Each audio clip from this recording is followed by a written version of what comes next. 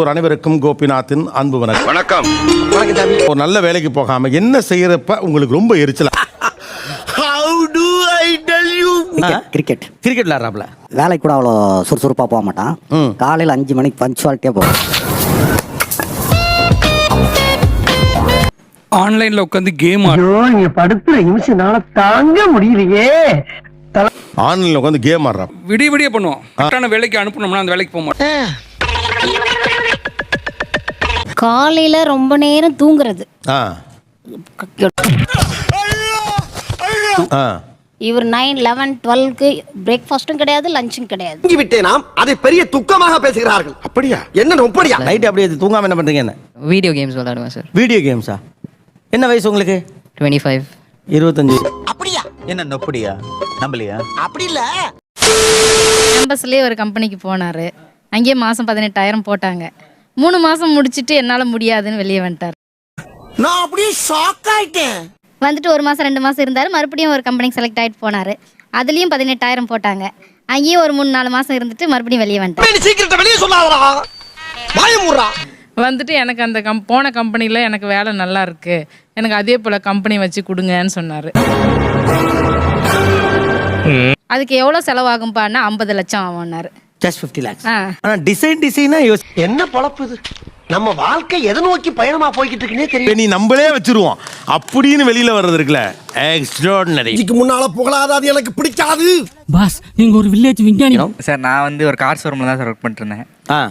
எங்க area side வந்து பெருசா கார் ஷோரூம் இல்ல சார். அதுக்கேண்டா நீ இவ்வளவு சடப்பா பேசுற? இதுக்கு முந்தின கேள்வி உனக்கு ட்ரிபிள் முடிச்சு இப்படி ஏன் கார் ஷோரூமுக்கு வேலைக்கு போனீங்க? எதுக்கு சேர்ந்தேன்னா என் ஃப்ரெண்டு சேர்ந்தா நான் சேர்ந்தேன் சார். இந்த ஒட்டுக்கா உருப்படாம போவோம் அந்த கோஸ்டியா? இதுக்கெல்லாம் யாரு காரணம் தெரியுமா? என்ன நினைச்சுக்கிட்டு இருக்கீங்க? எங்க படிச்சீங்க? நான் ஈரோட்ல படிச்சேன் சார். கார்ல ரொம்ப இன்ட்ரெஸ்ட் சார். 8th படிக்கும் போது நான் கார் ஓட்டுறேன்.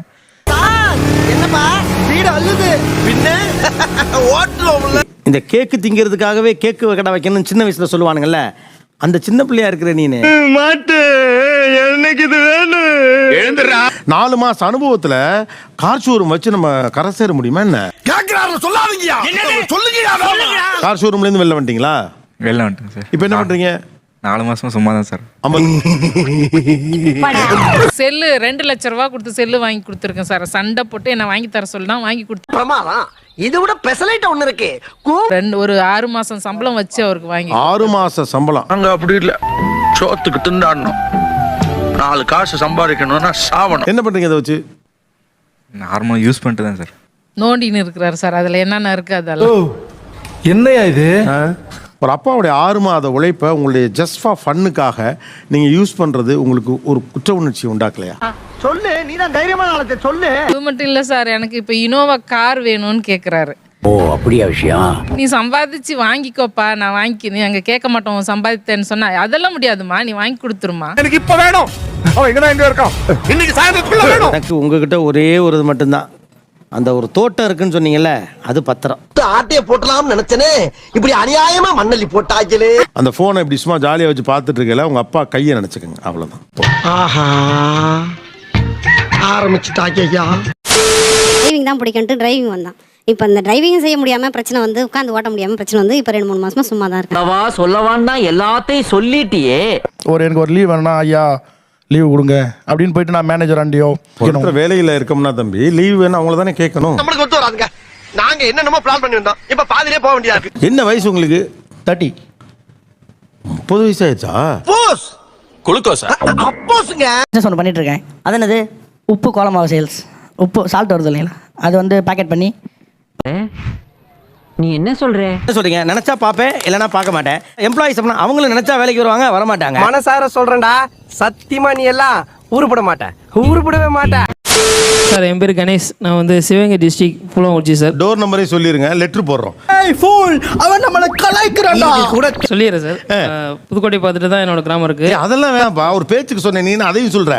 ஐயோ, இந்த சின்ன விஷயத்த கூட புரிஞ்சு தெரியாத தத்தியா இருக்கிறானே. ஏன் வேலைக்கு போகாம இருக்கீங்கன்னு கேக்குறாரு. இப்போ வந்து பாத்தீங்கன்னா நான் 2016 காலேஜ் முடிச்சேன். 2016 மைண்ட் வாய்ஸ் நான் கேட்ச் பண்ணிட்டேன். இலக்கு என்னன்னா, நான் ஒரு நாள் நான் குரூப் 1 எழுதணும், பாஸ் பண்ணணும், IAS ஆகிறேன். இதுதான் என்னோட இலக்கு. அதுவரை நான் வேலைக்கு போக மாட்டேன். சபாஸ் மாப்பிள்ள, சபாஸ். என்ன மாமா? என்னோட 1 வருஷத்துல அந்த வீடை கட்டணும், கல்யாணம் பண்ணணும், அம்மாவை நல்லபடியாக வச்சுக்கணும். அதான் என்னோட எய்ம். இன்னும் ஒரு வருஷத்துல ஒரு வருஷத்துக்கு இல்லை ஒரு அது வருஷத்துக்குள்ள எப்படி கவர்மெண்ட் ஜாபுக்கு போவீங்க? வந்து இப்ப நான் என்ன உங்கள்கிட்ட சொல்றது? நான் நம்பிக்கை இருக்குது சார் எனக்கு. ஐயோ தம்பி, மாமா ஏதாவது பேசுங்க மாமா. இந்தியா பிடிச்சிங்க